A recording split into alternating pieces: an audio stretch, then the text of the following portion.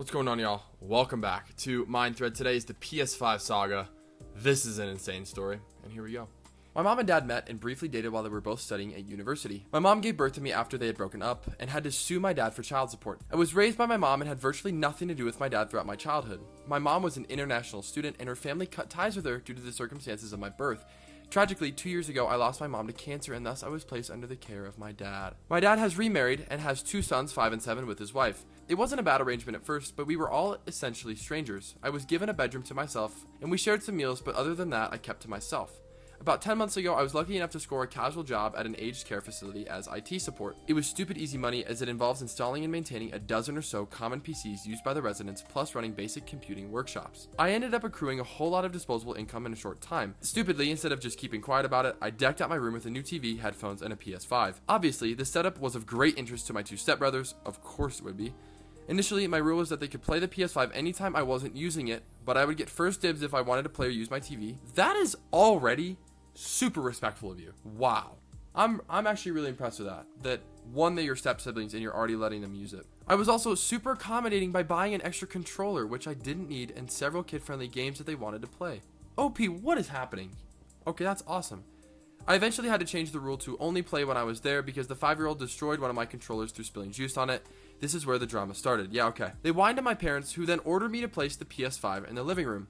I refused, stating that I had purchased it with my own money. This led to their argument that I have too much money and should contribute rent, utilities, and food money. I called their bluff and said, sure, drop a contract and I'll get a lawyer to review it to ensure it complies with the Family Law Act. My dad then told the boys that he was going to buy a separate PS5 for the boys for Christmas, but the dude is clueless about the global shortage. Finally, last night, after realizing that he had zero chance of buying one for close to retail price, my dad threatened me to either voluntarily gift my PS5 to the boys for Christmas or he would toss it in the bin while I was at school. I was so pissed that I went on Facebook Marketplace and sold the PS5. OP, that's sick. The boys found out today and were devastated. I feel really bad because they should be punished for this crap show. My parents are in their room talking about me and I'm sitting here in my room. Am I in the wrong? How could I have handled this better? I'm gonna be so real. OP, you have been the most logical this whole time. Number one, you shared it with your siblings, which is already above and beyond nice. Like, I never just openly shared stuff with my siblings right away. I was always very like, whoa, I just got it, whatever. So this is sick that you're doing that. 2, then when they threaten you, you don't back down. You're like, no. Call their bluff. That's awesome. And I don't think you're being rude. You're just holding your ground that you bought it and that it's yours. And then when your dad throws out this insane ultimatum, you kind of pick option 3. And I love that. You sell it. You're like, hey, I'll get my money back. All right, here's part 2 of the PS5 story. Wow, this blew up overnight. Firstly, thanks to all the kind strangers out there giving me your positive encouragement and support. It's quite humbling that so many of you took the time to read my story and chose to provide positive support. Some people were after an update, so here I am. I'm at work now, but my stepmom had a chat with me this morning and it was quite positive. She said she didn't know about my existence until right before I came to live with them, so it caused a huge rift between her and dad. She apologized for projecting that onto me and not being more welcoming. W stepmom. That's awesome. Good stuff. Okay, wow. She also didn't know about my dad's threats and told me that it won't happen on her watch. Good stuff. My half-brothers also admitted to her about the juice incident. She said that she is going to get the boys a Switch for Christmas and she offered to pay me the difference between the retail price and getting a new PS5. I probably won't take the money, but at least it's a step forward. This was the longest conversation I've ever had with her too, by the way. No comments from my dad yet, lol. To answer some common questions, number 1, my bank account is entirely in my name only. Australia. No one else has the ability to view or access the balance. I actually don't think my dad's demand for rent was about money. They earn a good salary, but he's just butthurt that I'm not relying on his money. Number 2, yes, I really am 15. You're 15? I typed out my post in Word so that it could be spell and grammar checked. Maybe that's why people were confused. I'm shocked you're 15. At least with this much of like a moral compass. Like, wow, you totally get it. Number 3, I get $27.50 in Australian an hour on a casual contract with additional loading for weekends. The operations manager at the aged care facility is super chill and allows me to schedule my hours around school. I just have a cap that I can't go over. She lets me do my homework on the clock and I get free meals from the cafeteria. If I help the residents on non-facility devices, they usually tip me in cash or sometimes cookies, lol. I've got a fair bit saved up because I don't really have any expenses. Yeah, good stuff. Number 4, I've got a shoebox of documents from when my mom passed. I think my mom's assets is looked after by a trustee, from which will be turned over to me at 18. The law firm managing the will had previously explained this to me, but I wasn't really paying attention at the time. I still have to go through everything. Number 5, I sold the PS5 for a tidy profit, even with the cost of the damaged controller. I'm not desperate for one at the moment, so I'll just sign up for the waiting list again so I won't have to take up my stepmom's offer. The fact that you're not taking that offer is so nice. Like, you're seriously considering everyone in the story. I'm wowed that you're 15. This is probably my last post on the issue, so thank you again for all the love. Oh, wow. Hey, but it's not. We got an update too. So we have a gathering with the extended family today. This is the first time I've met any of them due to COVID, and they've all been super lovely to me. My stepmom showed them my original post, and they are all getting stuck into my dad. My uncle, dad's younger brother, has set up a Reddit account for him, and he's doubling down as he thinks Redditors will take his side when they read his account of it. I'm not going to link or read his post, but people have been telling me it's quite a bloodbath. Wow. OP's version of events. Unless, like, the OP will never, in my mind, ever be called in the wrong or an a-hole or whatever, because they've done everything in their power to, like, accommodate their siblings, to accommodate their parents. It's been awesome. Okay, and then here's the dad's post. AITA for asking my son to share his console with his brothers instead of keeping it in his room. A few days ago, my bio son Jonah, not real name, posted a biased and frankly defamatory post about an incident in my home regarding a PS5. My wife was kind enough to share the post and comments with our entire extended family at our Christmas gathering, so apparently now I'm a huge a-hole. W wife. Honestly, this is sick. Your wife is like conspiring against you and agreeing with your bio son. I love it. My brother suggested that I post here to set the record straight and give people both sides of the issue. He posts a bunch of like asterisk comments. There's like 1, 2, 3, 4. There's 5 different things. Here we go. Firstly, I never actually intended to charge Jonah rent. His job gives him essentially 100% disposable income purely because he lives in our household. He used this money to deck out his room, buy brand new shoes, buy the latest iPhone, etc., all for himself. I couldn't care less about how he spends his money, but it does set a poor example for my other 2 boys. The last straw was when Jonah set a login password for the PS5. I basically told him that if he's not willing to share, then why would I give him a free ride? This is where I'll never understand parenting, right? The kid's your kid. You had the kid. The kid is your dependent until they're 18. And then you can, like, do what you want with them. I still think it's insane that some parents will, like, on the 18th birthday of kids, kick the kid out and, like, leave them and let them, like, do whatever. It's so interesting to me that they'll do that. I feel like I'd be super proud of my son, right? Like, oh my gosh, my son's gonna go buy a PS5 with his own money. Of course, let him enjoy it. If he's not willing to share, then why would I give him a free ride? You're his dad. So you're supposed to provide and care for him. And it's also his money. Why would he have to share the PS5? He's also already shared the PS5. He's already shared it. And then now, because there was the juice incident, he's like protecting his stuff. Your son's done everything. I still can't get by this. Like, your son has already shared.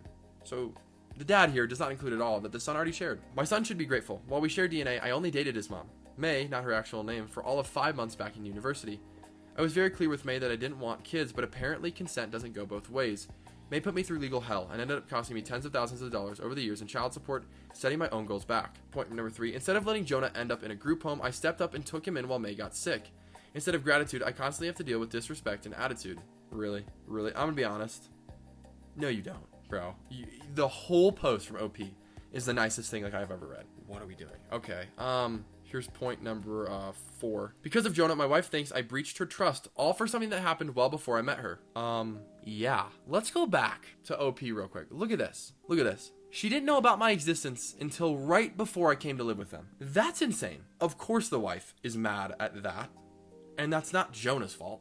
Here's point 5. While the boys previously did have access to the PS5, he now won't let them play it now that school is finished for the year unless he's home, which he never is. I gave him the ultimatum of either sharing the console. In response, he pulls the most passive-aggressive move ever and sold it. So now no one plays it. I think it's not. I think that's just smart. It's either getting donated or thrown out, $500 down the drain, right? And back to, if they were on the waiting list, you could get money for these. You either throw it out, and he gets no money, or you put it in the living room and he never gets to play it. So listen, how am I the a-hole? I've taken this kid into my home, a kid who, by the way, will receive a sizable inheritance in a few years thanks to May's estate. I've given him a house, a family, and fund his lifestyle, all at the cost of my own relationship. I'm gonna be real, when you say you fund his lifestyle, I don't really get that, because you said he's got a crap ton of disposable income that he spends on himself. You fund his basic needs, but his lifestyle, I don't really know what that means. I don't know. I don't love that. And then yeah, he's gonna receive a sizable inheritance, but that's at the cost of his mom's death. So like, do you know what I mean? Like, that's insane. I've taken this kid into my home. Yeah, he's your kid. I don't like that language. I've taken in this kid. I've taken in my kid, not this kid, whatever. In return, I haven't asked for a cent, and he won't treat me with respect nor follow my rules, but somehow I'm the giant a-hole who's in the study typing this out instead of enjoying Christmas with my extended family.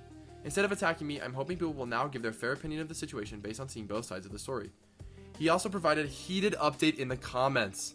Oh, here we go. Okay, clearly this hasn't gone down the direction I thought it would. Yep, no one's surprised there. Clearly some of you have issues with comprehension or just can't be bothered reading my comments fully. What? No. Okay, then this is sick. So after his post, right, it said he provided a heated update in the comments. The dad says, okay, clearly this hasn't gone down the direction I thought it would. Clearly some of you have issues with comprehension or just can't be bothered to read my comments in full. I don't think it's an issue with our comprehension, bro, but okay. Here we go. Bullet point number 1. I want to be clear. I never threatened to collect rent from Jonah. I don't need his part-time work money or his inheritance money. I make a very good salary, probably more than the vast majority of people who use Reddit. Are you bro?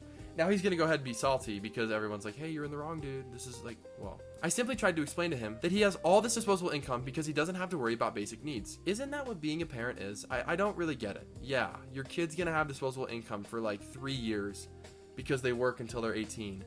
And then maybe they need to buy, or like maybe they need to spend money to go to college or move out. Like, yeah, you provide the basic, whatever. Point number 2, I didn't explain it properly at the time because we were arguing, but my intention wasn't for Jonah to give his PS5 to the kids permanently. I just wanted it kept in the common area until I can buy another one for the kids. Jonah never told me about the controller. If he had, of course, I would have replaced it. That's not an issue. Okay, there's 2 things I have problems with here. Number 1, keep it in the common area until I can buy another one from the kids. You should have told Jonah that then. Like, that's a huge, huge lack of communication. I think if you had told your son that and approached it in a more respectful manner than giving him an ultimatum, he might have abided. This Jonah seems so reasonable. He's so reasonable. He's accommodated his step siblings. He goes, I would have replaced it. That's not an issue. Well, cool.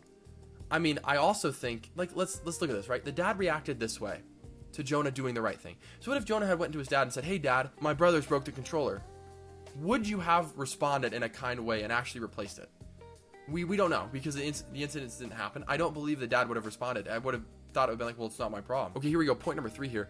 I expected him to not be so selfish to his brothers. Keeping it in his room under password protection is so rude. Jonah gets home really late most days, so my kids are in bed by the time he gets back. Point number 4. I won't debate the nuances about sex and custody. I'm not an idiot. I understand perfect consent and parental responsibilities. I will just say that there is a large gap between consenting to sex versus consenting to having a child. I get that our current laws are against me on this one. Point 5. I didn't intend to quote-unquote lie to my wife. Jonah and May were something way into the distant past for me. Our settlement agreement was very clear on that.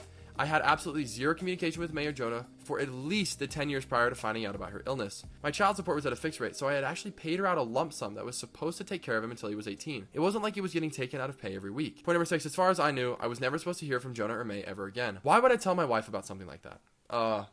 Because she's your wife? This is where I'm confused, man. Like, your partner's your partner. Don't you, like, open up to them and tell them stuff? I feel like this is a very important thing to bring up. Like, hey, by the way, I have a kid. Even if it is, in your view, a past life or a past thing, still your kid. So, whoa. Yo, if you enjoyed this one, this has been MindThread. Thank you so much for tuning in. Truly do appreciate it. We got more coming soon, but in the meantime, have a great rest of your day. See you later.